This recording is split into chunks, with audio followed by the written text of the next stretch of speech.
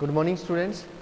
चलिए हम पढ़ रहे थे कल बायोलॉजिकल कंट्रोल पढ़ रहे थे। तो बायोलॉजिकल कंट्रोल के अंदर हमने पढ़ा कि कौन कौन से टाइप है या फिर इसके कुछ एक सक्सेसफुल एग्जांपल हमने पढ़े।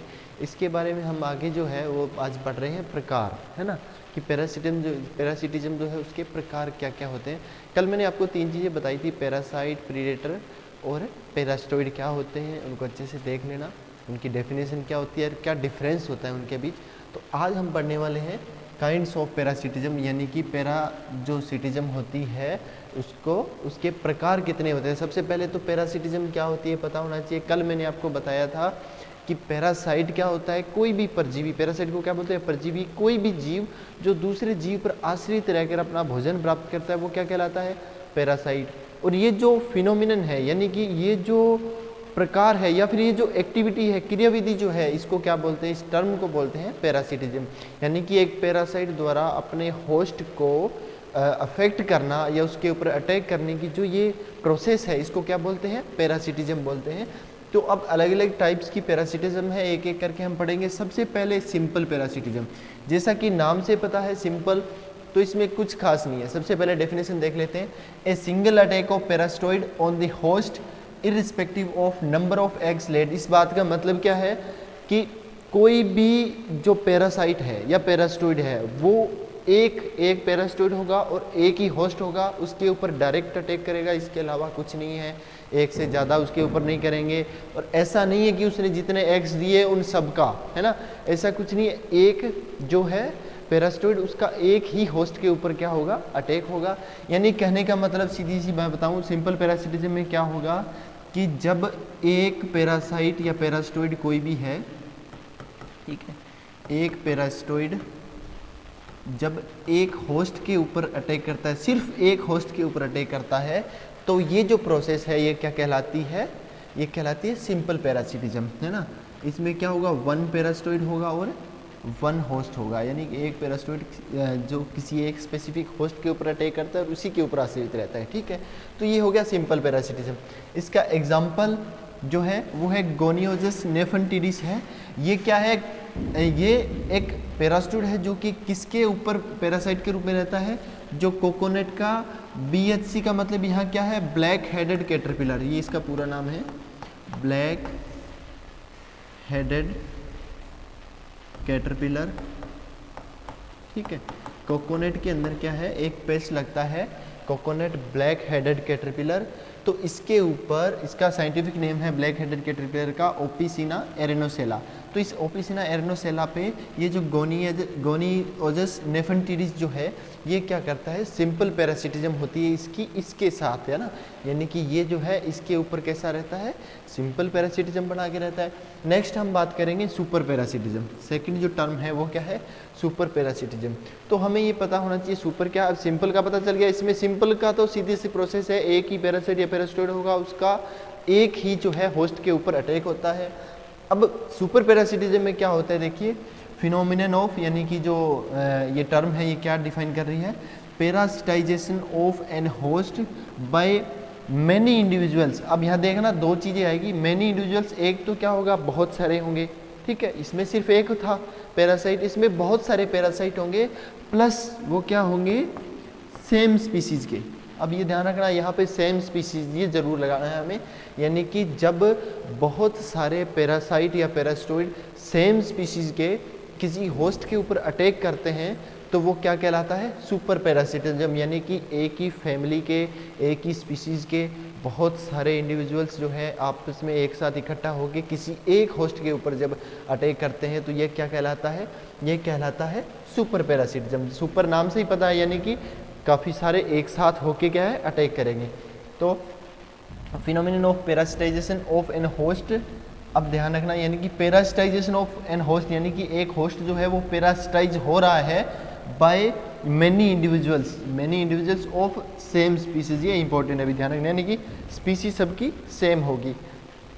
अब जैसा कि है ट्राइकोस्पिलस प्यूपीवोरा। अब ये जो ट्राइकोस्पिलस प्यूपीवोरा है ये क्या करता है, जो ओपिसिना एरेनोसेला है, अभी हमने जो पढ़ा था कोकोनट ब्लैक हेडेड कैटरपिलर, तो ये इस पे ब्लैक हेडेड कैटरपिलर पे क्या है, सुपर पैरासिटिज्म के रूप में रहता है ट्राइकोस्पिलस प्यूपीवोरा।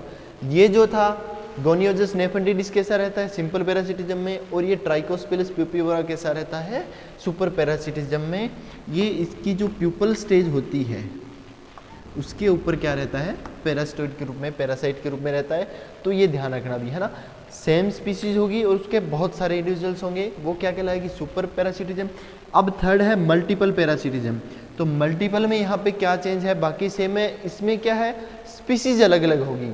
देखिए phenomenon of parasitization of individuals host, यानी कि किसी एक इंडिविजुअल होस्ट के ऊपर उसको पैरासिटाइज हो रहा है, वो किससे, बाय 2 और मोर डिफरेंट स्पीसीज। ये ध्यान रखना है ना, 2 और more different species of parasitoid at the same time. यहाँ भी सेम टाइम था है ना, एक ही टाइम के ऊपर जब एक ही स्पीसीज के बहुत सारे इंडिविजुअल्स एक साथ अटैक करते हैं तो वो क्या कहलाता है सिंपल पैरासिटिज्म।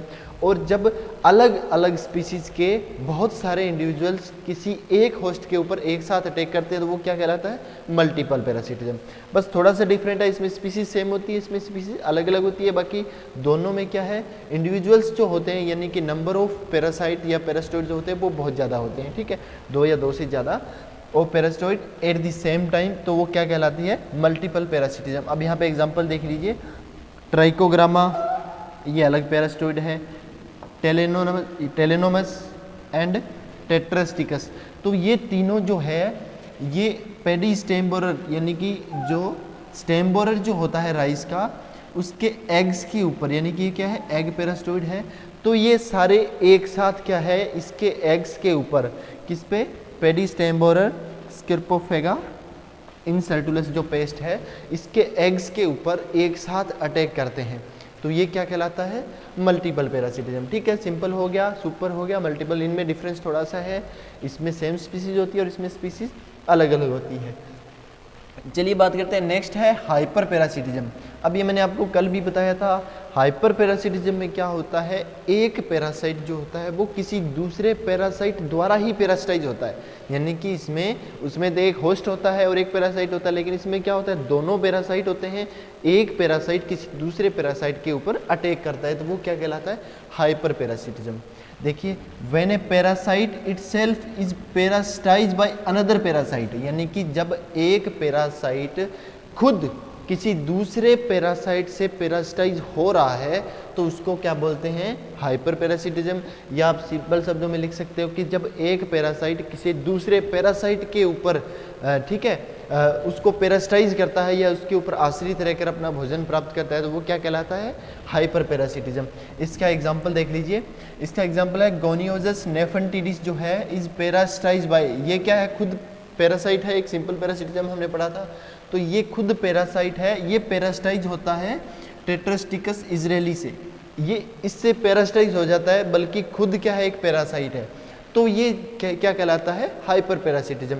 वैसे अगर बात की जाए तो यहाँ पे एक चीज़ दी हुई है बेथिलिड्स एंड ब्रेकोनिड्स, यानी कि ये क्या है मोस्टली हाइपर पैरासाइट्स होते हैं, ये क्या है इसकी फैमिली है, ब्रेकोनिडी फैमिली होती है। अब ब्रेकोनिडी फैमिली के जितने भी पेस्ट होते हैं या जितने भी इंडिविजुअल्स होते हैं उनको एक साथ हम क्या बोल देते हैं ब्रेकोनिड्स, है ना।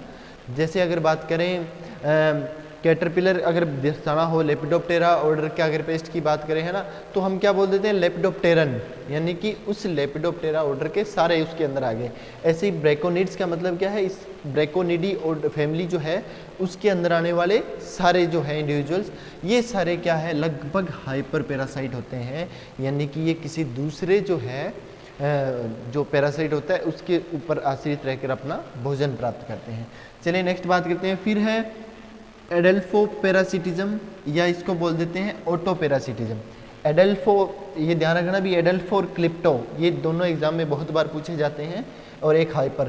तो एडल्फो पैरासिटिज्म क्या होता है, इसको बोलते हैं ऑटो पैरासिटिज्म। इसमें क्या होता है इस कंडीशन में, ये सारे तो प्राइमरी जो पैरासाइट के ऊपर रहते हैं आश्रित, है ना। अब इसमें क्या होता है कि जो फीमेल होती है इसकी वो क्या है एज ए प्राइमरी पैरास्टोइड रहती है, ठीक है। ये क्या है प्राइमरी सेकेंडरी क्या होता है ये अभी हम बताऊंगा। तो इसकी फीमेल जो होती है वो क्या है प्राइमरी पैरास्टोइड के रूप में रहती है, पर इसके जो मेल है वो सेकेंडरी पैरासाइट रहते हैं थ्रो फीमेल, यानी कि ये इसकी फीमेल के ऊपर ही क्या रहते हैं पैरासाइट के रूप में रहते हैं। समझ में आया। एडल्फो पैरासिटिज्म या ऑटो क्यों बोलते हैं, ऑटो यानी कि स्वयं। तो इसमें क्या होता है फीमेल जो होती है वो तो क्या रहती है कि प्राइमरी पैरासाइट होते हैं, किसी होस्ट के ऊपर अटैक करेगी, फिर इसी फैमिली के जो मेल्स होंगे वो इस फीमेल के ऊपर पैरासाइट के रूप में रहते हैं। समझ में आ गया? Female develop as primary parasitoid. Primary secondary का मतलब क्या है? सिंपल सी टर्म है, जो पहली बार अटैक करेगा वो प्राइमरी, और जो प्राइमरी के ऊपर अटैक करेगा वो सेकेंडरी, जो सेकेंडरी के ऊपर अटैक करेगा वो टर्सरी हो गया।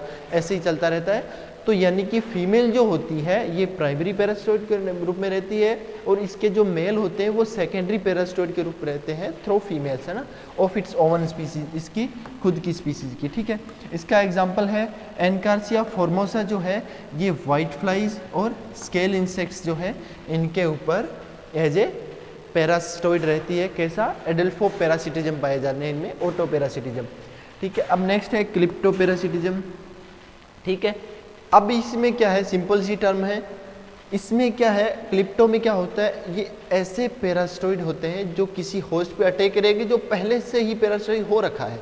यानी कि मान लीजिए ये कोई होस्ट है, ठीक है, इसको ये कोई होस्ट है और ये कोई पैरासिटोइड है, ठीक है। अब इसने इसके ऊपर अटैक किया, ठीक है, इसने इसके ऊपर अटैक किया। एक मिनट में नीचे बता देता हूँ, यहाँ शायद आपको दिख नहीं रहा होगा, ठीक है। तो मान लीजिए यहाँ पे कि मान लीजिए ये कोई जो है होस्ट है, ठीक है, इसको ये कोई पैरासाइट जो है वो पैरासिटाइज कर रहा है इसको, ठीक है। ये क्या हो गया? Primary parasitoid. अब ये क्या है? पहले से पैरासिटाइज हो चुका है इससे। अब इसके ऊपर जब कोई दूसरा जो है पैरासिटोइड वो अटैक करता है तो ये क्या कहलाता है? क्लिप्टोपैरासिटिज्म। यानी कि एक होस्ट के ऊपर किसी पैरासाइट द्वारा अटैक जो कि पहले से ही क्या है? पैरासाइट हो रखा है। समझ में आ गया? यानी कि वो होस्ट जो पहले से पैरासाइट हो रखा है उसके ऊपर किसी जो है पैरासाइट का अटैक होना वो क्या कहलाता है? Kleptoparasitism. A parasite attacking a host, समझ में आया? एक parasite attacking a host already parasited by another species of parasite, यानी कि जो पहले से ही किसी स्पीसीज द्वारा अटैक हो चुका है, उसके ऊपर पैरासाइट हो रखा है, उसके ऊपर यदि कोई पैरासाइटोइड जो है अटैक करता है बाद में तो वो क्या कहलाता है? क्लिप्टोपैरासिटिज्म।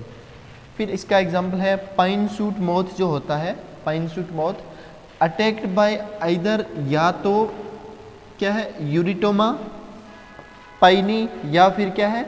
राइसियोनिया बायलिना। अब ये दोनों जो है या तो इसके द्वारा अटैक होगा या इसके द्वारा अटैक होगा, ठीक है। और बाद में क्या होगा? मान लीजिए पहले इसने अटैक किया यूरोटोमा पाइनी ने, तो इसके द्वारा अटैक होने के बाद ये पाइन सूट मॉथ जो है जो इसके ऊपर फिर ये दोबारा से बॉयलिना जो है ये अटैक करेगा। समझ में आया? अगर हम ये मान के चलें कि पहले ये अटैक कर रहा है तो बाद में यूरिटोमा अटैक करेगा, कहने का मतलब एक द्वारा पैरासाइट हुए होस्ट के ऊपर दूसरा जो है वो अटैक करता है, तो ये क्या कहलाती है? क्लिप्टोपैरासिटिज्म। अब प्राइमरी और सेकेंडरी क्या होते हैं देख लीजिए। प्राइमरी पैरासाइट क्या है? ए parasite attacking an insect which itself is not a parasite, यानी कि सीधी सी बात है, प्राइमरी पैरासाइट है वो किसके ऊपर अटैक करेगा? जो पहले से पैरासाइट नहीं है। कहने का मतलब वो पहला होगा जो अटैक करेगा किसी होस्ट के ऊपर, ठीक है। Parasite attacking an insect which itself, यानी उसकी बात हो रही है जिस इंसेक्ट के ऊपर ये अटैक कर रहा है, which itself is not a parasite, वो स्वयं में क्या है? एक पैरासाइट नहीं है, तो वो क्या कहलाता है? वो प्राइमरी पैरासाइट कहलाता है। ये बेनिफिशियल होते हैं मेंस के लिए। फिर सेकेंडरी की बात करेंगे तो सेकेंडरी में क्या होगा? ये हाइपर पैरासाइट का एक ग्रुप है अटैकिंग ए प्राइमरी पैरासाइट, यानी कि जो सेकेंडरी पैरासाइट किसको बोलेंगे? जो प्राइमरी पैरासाइट के ऊपर अटैक करेंगे वो सेकेंडरी है। ये क्या हार्मफुल होते हैं फॉर मैन। अब यहाँ पे एक चीज़ है, हमने अभी पढ़ा कि प्राइमरी पैरासाइट जो होते हैं वो इंसेक्ट के ऊपर अटैक करते हैं और हमारे लिए बेनिफिट होते हैं, लेकिन कुछ एक्सेप्शंस भी पाए जाते हैं इसके अपवाद भी। जैसे अगर बात करें तो प्राइमरी पैरासाइट, कुछ प्राइमरी पैरासाइट है जो हार्मफुल भी होते हैं। किस केस में becomes harmful? In case of productive insect, या फिर बात इनको बोलते हैं बेनिफिशियल, यानी कि जो लाभदायक कीट हैं अगर उनके ऊपर कोई प्राइमरी पैरासाइट है तो वो नुकसानदायक है। जैसे सिल्क वर्म के ऊपर बॉम्बेक्स मोराई या फिर लेक इंसेक्ट जो होता है कैरिका लेका, अगर इनके ऊपर कोई इंसेक्ट प्राइमरी पैरासाइट अटैक कर रहा है तो ये हार्मफुल होता है, क्योंकि ये तो हमारे लिए बेनिफिशियल है, सिल्क का प्रोडक्शन करके देता है, ये लेक का प्रोडक्शन करता है, लाख का, तो इन कीट के ऊपर यदि कोई प्राइमरी पैरासाइट भी अटैक कर रहा है तो वो हार्मफुल होता है। चलिए नेक्स्ट बात करते हैं फिर प्रीडेटर्स। कल मैंने आपको वैसे तो तीनों चीज़ें बता दी थी, पैरासाइट क्या होता है, पैरास्टोइड क्या होता है, प्रीडेटर क्या होता है, फिर भी हमने पैरासाइट और पैरास्टोइड के बारे में डिटेल में पढ़ लिया था, अभी प्रीडेटर में पढ़ रहे हैं। तो मैंने आपको बताया था कि प्रीडेटर का क्या क्या रोल होता है। एक तो ये क्या है, इसको अपनी लाइफ साइकिल कंप्लीट करने के लिए एक से ज़्यादा होस्ट की आवश्यकता होती है, प्लस साइज में क्या होगा, ये अपने होस्ट से हमेशा बड़ा होगा, ठीक है, और ये डायरेक्ट किल कर सकता है अपने होस्ट जो होता है उसको, और अपनी लाइफ साइकिल कंप्लीट करने के लिए एक से ज़्यादा इंडिविजुअल्स की इसको आवश्यकता होती है। तो देखिए, और इस ये अब देखिए, a predator is a free living organism, यानी कि ये स्वतंत्र रहता है। फ्री लिविंग का मतलब क्या है, ये स्वतंत्र रहता है। अब स्वतंत्र रहने का मतलब क्या है, यहाँ पे स्वतंत्र रहने का मतलब है ये किसी पर आश्रित नहीं रहता या इसके ऊपर कोई बाउंडेशन नहीं होती, जैसे हमने बाकी पैरासाइट का पढ़ा। अब जैसे मैं एग्जांपल लूँगा हेड लूज की, ठीक है, हेड लूज जो जूं जो होती है, ये क्या है, हेयर्स पे रहती है, फिक्स है, ये पैरासाइट है, ये हेयर्स के ऊपर ही मिलेगी आपको। लेकिन अगर इनकी बात करें, जो प्रीडेटर होते हैं ये फ्री लिविंग होते हैं, वेल डेवलप्ड होते हैं। मान लीजिए इनको जहाँ होस्ट दिखाई दिया वहाँ पे जाके उसको फीड करेंगे, डायरेक्ट किल करेंगे, उसके बाद वहाँ से फ्लाई करके और कहीं चले जाएंगे और वहाँ पे फिर क्या है उसके ऊपर अटैक करेंगे, यानी कि फ्री लिविंग होते हैं, बाउंडेशन में नहीं रहते। Free living organism through out it's life, पूरी लाइफ में क्या है ये फ्री लिविंग ही रहते हैं। जैसा कि हमने पैरासाइट में पढ़ा वो तो फ्री लिविंग होता ही नहीं है, और पैरास्टोइड जो होता है उसकी सिर्फ एडल्ट जो स्टेज होती है वो फ्री लिविंग होती है। लेकिन इस केस में क्या होता है कि ये पूरी लाइफ में क्या है, फ्री लिविंग ही रहता है। इट किल्स इट्स होस्ट, ये अपने होस्ट को किल कर देता है। Is usually larger than host, सामान्यतः क्या अपने होस्ट से साइज में क्या होता है, बड़ा होता है, नॉर्मल सी बात है। And require more than one host to complete its development, यानी कि अपना डेवलपमेंट पूरा करने के लिए इसको एक से अधिक होस्ट की आवश्यकता पड़ती है। हो गया, ये किसको क्या बोलते हैं, प्रीडेटर, या हिंदी में इसको बोलते हैं परभक्षी। कल ही मैंने आपको बताया था परभक्षी। तो फिर है इंसेक्ट प्रीडेटर क्वालिटीज़। एक इंसेक्ट प्रीडेटर के अंदर क्या क्या क्वालिटीज़ होनी चाहिए। तो सबसे पहली है, a predator generally feed on many different species of prey, thus being polyphagous nature. अब इसमें क्वालिटी क्या होती है, यानी कि ये इसकी क्वालिटी है कि ये पॉलीफेगस नेचर का होता है। अब पॉलीफेगस नेचर का मतलब क्या है कि ये एक से अधिक अलग अलग प्रकार की जो स्पीसीज होती है उनके ऊपर अटैक करता है। जैसे पैरासाइट में क्या होता है कि वो बाउंडेशन फिक्स होती है उनकी, कि वो एक फिक्स स्पीसीज जो है उसके ऊपर रहते हैं। लेकिन प्रीडेटर में ऐसा नहीं है, ये फ्री लिविंग होते हैं, तो ये क्या है, पॉलीफेगस नेचर के होते हैं।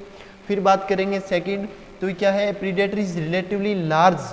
अभी बताया मैंने आपको, ये क्या है, उसके रूप में सापेक्ष रूप से क्या होता है, बड़ा होता है।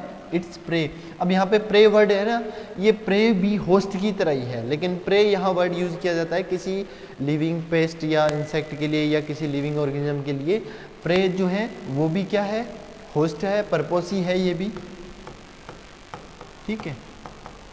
यानी कि अब मैं एग्जांपल बता देता हूँ आपको कि जो मैंने आपको कल एक चीज़ बताई थी, कोक्सीनेला, है ना, कोक्सीनेला स्पीसीज एक जो है स्पीसीज है प्रीडेटर की। तो ये क्या है, ये एफिड जो होते हैं उनको खाता है, ठीक है, एफिड जो है उनको खाता है। तो यहाँ पे एफिड क्या हो गया, प्रे, एफिड यहाँ पे प्रे है और ये क्या है, प्रीडेटर है। बस इतनी सी बात है, ठीक है, बाकी सेम है। तो ये क्या है, रिलेटिवली लार्ज होता है अपने होस्ट से, प्लस क्या है, विच इज, अब ध्यान रखना, which is seize and devours quickly, यानी कि ये क्या करता है, अपने जो प्रे होता है उसको सीज कर देते हैं, यानी कि उसको तुरंत जब ये अटैक करते हैं तो उसको वहीं पे ये पकड़ लेते हैं या सीज कर देते हैं और उसको तुरंत क्या है, उसको मार देते हैं या ख़त्म कर देते हैं, कमज़ोर कर देते हैं। फिर थर्ड है, typically individual predator consume large number of prey, यानी कि एक इंडिविजुअल, यानी कि सिर्फ एक जो प्रीडेटर है वो क्या है, consume large number of prey, बहुत सारे जो प्रे है उनको अपनी एक लाइफ के अंदर ख़त्म कर सकता है। जैसे पैरासाइट में हमने पढ़ा पूरी लाइफ एक होस्ट के ऊपर गुजार देता है, लेकिन इसमें ऐसा नहीं है, एक इंडिविजुअल प्रेडेटर है जो वो बहुत सारे जो है प्रे को कंज्यूम कर सकता है अपने लाइफ साइकिल में।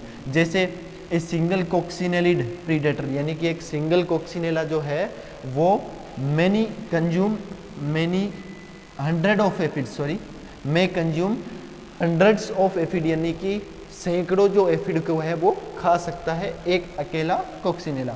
फिर नेक्स्ट क्या है, प्रीडेटर्स किल, यानी कि उसको मार देते हैं, and consume their prey quickly, और उनको तुरंत क्या है खा लेते हैं, फीड कर लेते हैं, usually by extra oral digestion. अब यहाँ पे एक नया वर्ड है एक्स्ट्रा ओरल डाइजेशन। अब एक्स्ट्रा ओरल डाइजेशन क्या होता है मैं आपको बता देता हूँ। इस कंडीशन में क्या होता है, मान लीजिए ये होस्ट है या फिर प्रे है और ये प्रीडेटर है, ठीक है। तो ये उसके ऊपर क्या करता है, जब इसके पास आता है तो ये अपनी सलाइवा से ये क्या करता है, जो इसके माउथ पार्ट्स होंगे, ठीक है, उसको इसके अंदर इंजेक्ट करेगा, होस्ट या प्रे के अंदर। इंजेक्ट करने के बाद वहाँ पे अपनी सलाइवा यानी लार जो होती है उसको इंजेक्ट कर देता है, इसके अंदर अपनी लार छोड़ देता है। इससे क्या होता है, इस लार के अंदर सलाइवा के अंदर बहुत सारे एंजाइम्स रहते हैं। उन एंजाइम्स की वजह से क्या है, ये इसको बाहर ही क्या है अपने खाने लायक बना लेता है, यानी कि इसको क्या है जो एसिड्स वगैरह इस लार के अंदर रहते हैं उससे क्या है ये जो है ये थोड़ा फ्रेजाइल हो जाता है ना। तो इससे क्या है ये इसको बाहर ही यानी कि बॉडी के बाहर ही इसको क्या है अपने खाने लायक बनाता है और फिर इसको डायरेक्ट फीड कर लेता है। तो इसको बोलते हैं एक्स्ट्रा ओरल डाइजेशन, ठीक है। तो आपको सिर्फ याद रखना है कि एक्स्ट्रा ओरल डाइजेशन क्या है। Predator kill and consume their prey quickly, usually सामान्यतः किससे, एक्स्ट्रा ओरल डाइजेशन से। फिर है predators are very efficient in search of their prey, यानी कि ये बहुत सक्षम होते हैं अपने प्रे को सर्च करने में, ठीक है। कैपेसिटी ऑफ स्विफ्ट मूवमेंट, यानी कि ये स्विफ्ट मूवमेंट कर सकते हैं, यानी कहने का मतलब क्या है, ये इनकी सर्चिंग जो कैपेसिटी है वो बहुत ज़्यादा होती है। ये देखेंगे किसी प्रे को, उसको खाएंगे, फिर उसके बाद दोबारा से सर्च करेंगे इधर उधर फ्लाई करके, और जहाँ भी ये इसको सर्च करके अपने जो प्रे होते हैं उसको किल कर लेते हैं, उनसे भोजन प्राप्त करते हैं। फिर है predator developed separately from there prey, यानी कि ये प्रे से बिल्कुल अलग जो है डेवलप होते हैं। may live in the same habitat और एडजेस्टेंट हैबिटाट, यानी कि हो सकता है वो उसी आवास में रह रहे हो, उसी वातावरण में, या हो सकता है वो डिफरेंट वातावरण में भी रह सकते हो क्योंकि फ्री लिविंग है। तो ये क्या है, सेपरेट होते हैं अपने होस्ट से, अपने प्रे से, ठीक है। फिर नेक्स्ट है structural adaptation with well developed sense organ, यानी कि इनके अंदर अगर संरचना की बात करें तो क्या होता है, वेल डेवलप्ड सेंस ऑर्गन। इनके अंदर सेंस ऑर्गन क्या है, बहुत ज़्यादा डेवलप होते हैं टू लोकेट द प्रे, अपने प्रे को खोजने के लिए, उसको सर्च करने के लिए इनके अंदर सेंस ऑर्गन जो होते हैं वो फुली डेवलप्ड होते हैं। फिर नेक्स्ट है प्रीडेटर इज कार्निवोरस, यानी कि क्या है, मांसाहारी होता है। In both it's immature and adult stage. कल हमने पढ़ा था क्या चीज़, कि जो पैरास्टोइड होता है वो क्या करता है, जो उसकी इमेच्योर स्टेज होती है उसके अंदर तो फीड करता है, लेकिन मेच्योर स्टेज के अंदर फ्री लिविंग रहता है। लेकिन इस कंडीशन में क्या है, ये इमेच्योर स्टेज में भी प्रीडेटर का काम करेगा और मेच्योर स्टेज में भी प्रीडेटर का काम करेगा। तो predator is carnivorous in both immature and mature stage and feed on the same kind of prey, यानी कि एक ही प्रकार के जो प्रे है उसके ऊपर उसका जो लार्वल स्टेज है वो भी अटैक करेगी और एडल्ट स्टेज भी अटैक करेगी इन बोथ ही स्टेज। यानी अगर बात करें कोक्सिनेला की हम एग्जांपल लेंगे तो ये कोक्सिनेला जो है इसका जो लार्वा या ग्रब जो होता है और प्लस एडल्ट दोनों ही क्या है एफिड के ऊपर फीड करते हैं, ठीक है, समझ में आ गया। तो यही ये कहना चाह रहे हैं कि इसकी जो इमेच्योर और मेच्योर दोनों स्टेज जो है वो प्रे के ऊपर फीड करती है। फिर है एक्सेप्ट सम केसेस, इसके अलावा कुछ इसके एक्सेप्शंस है। जैसे बात करें यहाँ पे एग्जांपल दिया गया है ब्लिस्टर बीटल का, ठीक है। तो ब्लिस्टर बीटल होती है, पेस्ट होता है, तो ये बेनिफिशियल है, बेनिफिशियल माना जाता है इसको ब्लिस्टर बीटल। अब ब्लिस्टर बीटल के जो एडल्ट्स हैं, एडल्ट्स तो फीड करते हैं फ्लावर्स के ऊपर, ठीक है। ब्लिस्टर बीटल के जो एडल्ट्स हैं वो तो फ्लावर के ऊपर फीड करते हैं, जबकि इसके ग्रब या यानी कि लार्वा जो स्टेज होती है ये किसके ऊपर फीड करती है, feed on eggs of grass offer, grass offer के एग्स जो होते हैं उनके ऊपर फीड करती है। तो यहाँ डिफरेंट हो गया ना, लेकिन नॉर्मली अगर बात करें तो वो सेम होता है। फिर है मे हैव क्रिप्टिक कलरेशन, ठीक है। अब क्रिप्टिक कलरेशन का मतलब क्या है, एंड डिसेप्टिव मार्किंग्स अब इसका मतलब क्या है, इनके अंदर डिफरेंट कलरेशन होता है, यानी कि ये अपना कलर जो है वो वेजिटेशन के हिसाब से, जहाँ ये रह रहे हैं उनके हिसाब से थोड़ा बहुत चेंज कर लेते हैं अपना कलर, ताकि ये क्या है, अपने जो इनके प्रे है वो इनको आसानी से देख ना सके या इसको पहचान ना सके, अपने आप को ये सुरक्षित रख सके। इसके लिए क्या है, इसके ऊपर अलग अलग मार्किंग्स होती है। एग्जाम्पल के लिए यहाँ पे दिया गया है प्रेइंग मैंटिस, ठीक है, एंड रबर फ्लाई। तो ये क्या है, प्रेइंग मैंटिस और रबर फ्लाई जो होती है, इनमें क्या होता है, कलरेशन पाया जाता है। ये वातावरण के हिसाब से, जिस वेजिटेशन में रह रहे हैं वहाँ के हिसाब से थोड़ा बहुत चेंज कर लेते हैं, ठीक है। फिर है difference between predator and A parasite. तो इस प्रीडेटर और पैरासाइट में क्या क्या डिफरेंस है पैरासाइट और प्रीडेटर के अंदर। तो देखिए सबसे पहले ये वेरी एक्टिव, यानी कि प्रीडेटर अभी बड़े हैं, ये एक्टिव होते हैं कंपेरेटली पैरासाइट की, ये स्लगिश होते हैं, यानी कि थोड़ा सा धीमा या आलसी बोल सकते हैं। फिर है ये स्ट्रॉन्गर और लार्जर होते हैं, वो स्मॉलर छोटे होते हैं और स्ट्रॉन्ग नहीं होते इतने। मोर इंटेलिजेंट द प्रे, ये अपने प्रे से यानी होस्ट से ज़्यादा इंटेलिजेंट होते हैं, ये नॉट मोर इंटेलिजेंट, इतने ज़्यादा इंटेलिजेंट नहीं होते हैं। Habitat is independent of host, यानी कि इनका आवास जो है वो इनसे होस्ट से कोई लेना देना नहीं है उसका, ये फ्री लिविंग होते हैं और ये उसके ऊपर डिपेंडेंट होते हैं, यानी कि जिस आवास का या जिस हैबिटाट का उनका होस्ट है उसी हैबिटाट का वो होगा, सेम काइंड का। फिर नेक्स्ट है लाइफ साइकिल इनका बड़ा होता है, इनका लाइफ साइकिल छोटा होता है। फिर प्रीडेटर जो होते हैं ये क्या करते हैं, प्रे को सीज करते हैं, उसको किल करते हैं एंड ईटन इमीडिएटली, और तुरंत उसको खा जाते हैं। जबकि ये क्या है, ये लंबा समय लेते हैं, taken longer time to kill the host, ठीक है। फिर है रिक्वायर मैनी होस्ट, इनको अपना लाइफ साइकिल कंप्लीट करने के लिए बहुत ज़्यादा जो है होस्ट की आवश्यकता पड़ती है, इसको सिर्फ एक होस्ट की आवश्यकता पड़ती है, ठीक है।